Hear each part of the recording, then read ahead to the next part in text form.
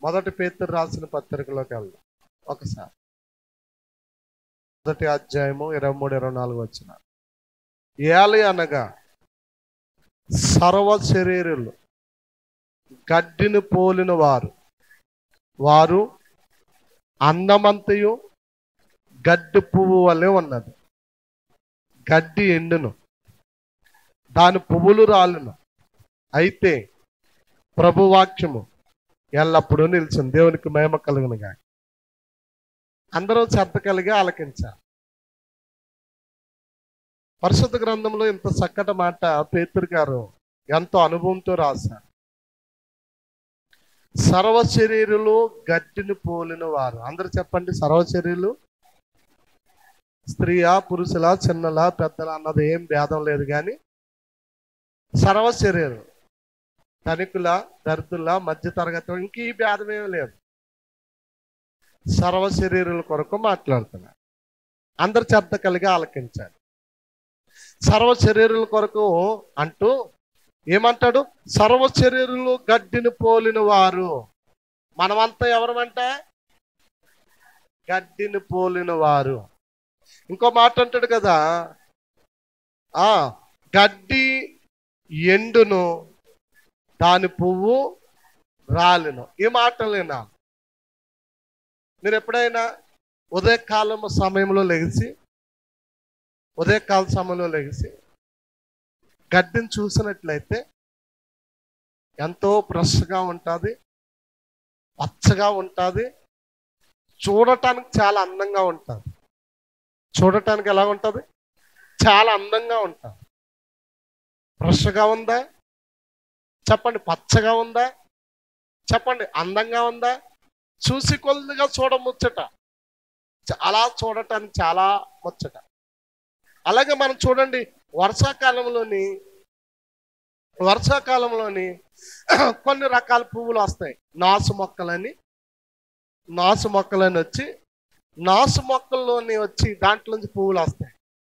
ఎన్నో రకాలు, ఎన్నో కలర్లు వస్తాయో, ఎన్నో కలర్లు వస్తాయి. చూసి కొద్దిగా కూడా చూడముచ్చటగా ఉంటాయి. ఇప్పుడైతే సెల్ ఫోన్లోనే కనుక కెమెరాలో బంధించేస్తా ఉన్నారు నచ్చి. మన జీవితం కూడా చెప్పండి ఎలాగుందంటే గడ్డి పువ్వును పోలింది. ఓకేనా? పువ్వు ఏం చేస్తుందో తెలుసా? ఆనందింప చేస్తారు. ఏం చేస్తారు చెప్పండి? పువ్వు ఆనందింప చేస్తారు. పువ్వును చూసి ఏడ్చిన వారు ఎవరు ఉన్నారా? రోజు పువ్వు ఉందా? రోజు పువ్వును చూసి స్త్రీలే కానీ పురుషులే కానీ ఎంత ఆనందిస్తారో దాని అందాన్ని చూసి. అది అందరిని ఆకర్షిస్తుంది, అందరినీ సంతోషపడుతుంది.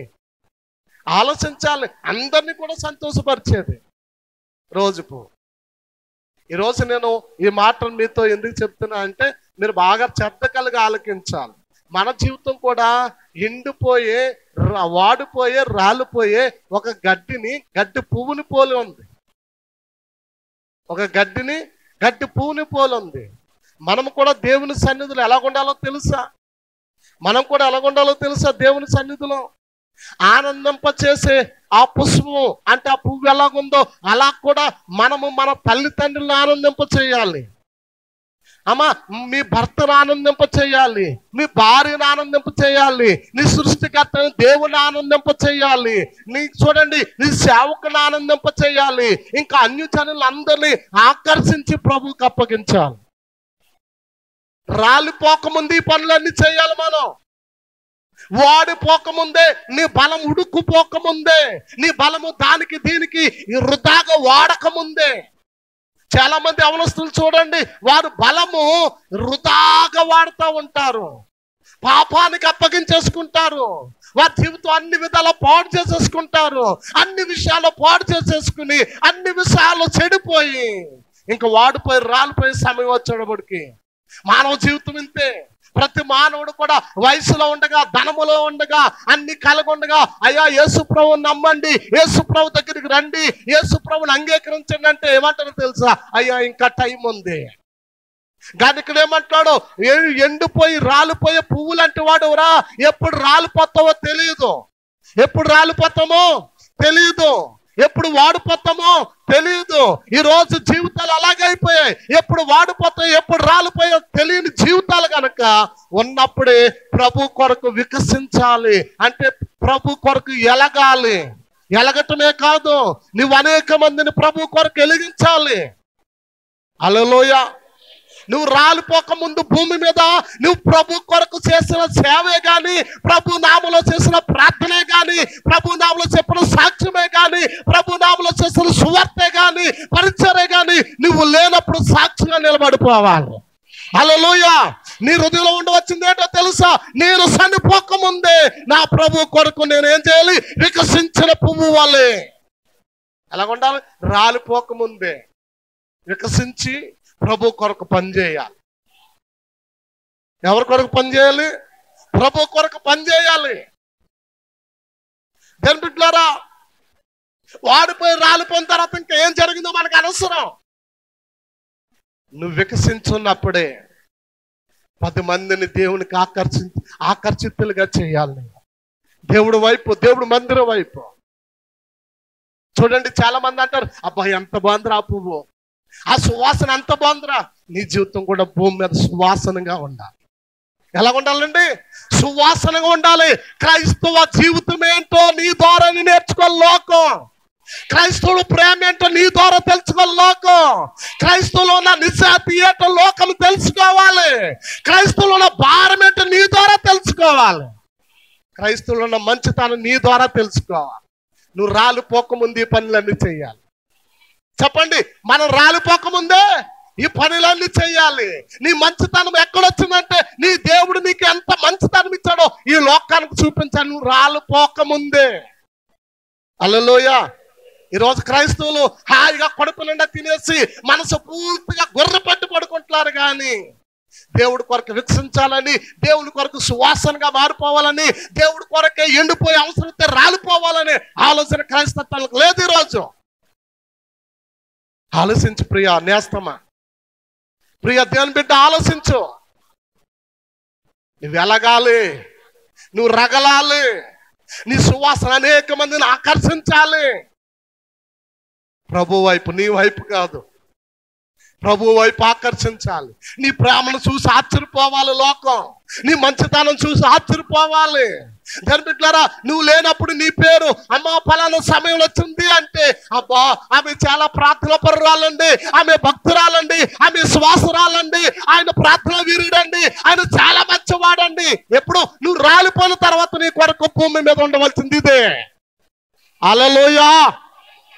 నువ్వు రాలిపోయిన తర్వాత ఉందా ఈ ఆత్మీయ మంట, ఈ ఆవేదన నీకుందా? దేవుని బిడ్డ, ఈరోజు క్రైస్తత్వం అంతా చల్లారిపోయి ఎలగదామా మాందామని దేవుని బిడ్డలారా భయంకరమైన నునివెచ్చని స్థితిలో ఉండిపోయింది. ఈ రోజుల్లో నువ్వు దేవుడికి కావాలి. ఎందుకు కావాలి? నీ ప్రేమ, నీ భక్తి జీవితం లోకాల్లో ఒక సువాసనగా మార్చబడి ఆ సువాసన వైపు అనేక మంది తిప్పబడాలి. ఈరోజు అట్టి కృప దేవుని బిడ్డలారా మనకి ఇవ్వాలి. దేవుడు ఇస్తాడు, తప్పక సహాయం చేస్తాడు. ఇప్పుడు చెప్పండి, మీరు అనుకుంటారు గడ్డి పువ్వు ఎండిపోతుంది, రాలిపోతుంది, అయిపోయింది అనుకుంటున్నాం. దాని ముందు జీవితం కోసమే ఇక్కడ బైబిల్లో రాయబడ్డాము. ఇప్పుడు మనం రాలిపోక ముందు జీవితం కావాలి దేవునికి. అందుకే దేవుడు అందరిని పిలుస్తా ఉన్నాడు. దేవుడు అందరిని ఎన్నుకుంటా ఉన్నాడు. దేవుడు కావాల్సింది మనము. చెప్పండి, ఎంత బలమైతుందో. ఇంతవరకు ఈ బలాన్ని ఎలా వాడుకున్నావు అనవసరం. ఇప్పటి నుంచైనా నువ్వు వికసించు. చెప్పండి, ఆకర్షించు. నీ వంతు నీవు దేవునికి అప్పగించే. ప్రసంగం, ఒక్క ప్రసంగం చేసి పేతురు గారు 3000 మందిని దేవునికి అప్పగించాడు. చదువు లేదు పేతురికి, ఏం లేదు, చదువు లేదు, ఏమి లేదు. ఒక్క ప్రసంగం పరిశుద్ధాత్మ దేవుడు అతనిలో ఉండి చేయగానే ఎలా మారిపోయింది ఇప్పుడు? అమ్మా, నీసు కొంప కొట్టుకుని తిరిగే సీమోన్ అనే పేతురు జీవితం పరిశుద్ధాత్మ దేవుడికి, యేసు దేవునికి చోటిచ్చిన తర్వాత ఆ జీవితం ఎలా మారిపోయిందో తెలుసా? పట్టిన వారిని అందరినీ ప్రభువుకి అప్పగించేస్తున్నారు. ఈ రోజు వరకు కూడా పేతురు కొరకు 150 దేశాల్లో ప్రకటన చేస్తున్నారంటే వాడిపోయాడు, రాలిపోయాడు. కానీ ఆ ప్రసంగం కోసం ఆయన జీవిత చరిత్ర ఇప్పుడు వరకు కూడా కొనసాగుతుందంటే అతడు బ్రతకుండగా దేవుని కొరకు వికసించాడు. చెప్పండి, రాలిపోకముందే ప్రభు కొరకు బ్రతికాడు. బ్రతికి దేని బిడ్డలారా వాడిపోయి రాలిపోయాడు. కానీ ఆయన జీవితము, ఆయన భక్తి భూమి మీద ఇంకా సజీవంగానే ఉంది. హల్లెలూయా. మంద కూడా అలాగే ఉండాలి. నా తండ్రి గొప్ప ప్రార్థనా పరుడని నీ కొడుకు నోటంట రావాలి, నీ కూతురు నోటంట రావాలి. నా తల్లి శ్వాసరాలు, నా తల్లి ప్రార్థన పరురాలు, ఉపవాస దీక్షలు, నా కొరకు కన్నీరు కార్చిన తల్లి అనే ఆలోచన నీ బిడ్డల్లో ఫస్ట్ పుట్టాలి. నీ భర్త హృదయంలో పుట్టాలి ఆలోచన. అప్పుడే నీ సాక్ష్యము భూమి మీద ఫలిస్తాది. హల్లెలూయా. ఆలోచించు దేవుని బిడ్డ. ఏదో వచ్చాము 2 నిమిషాలు 2 గంటలు ప్రార్థించాము, ఏసు వెళ్ళిపోయాము అన్నట్టు కాకుండా ప్రభు కొరకు వికసించు, ఆకర్షించు, ప్రభుకి అప్పగించండి. అటు కృప దేవుడు మనందరికి ఇచ్చునుగాక. ఈ వాక్యం మీకు ఆశీర్వాదకరంగా ఉన్నట్లయితే please like, share and subscribe. Praise the lord.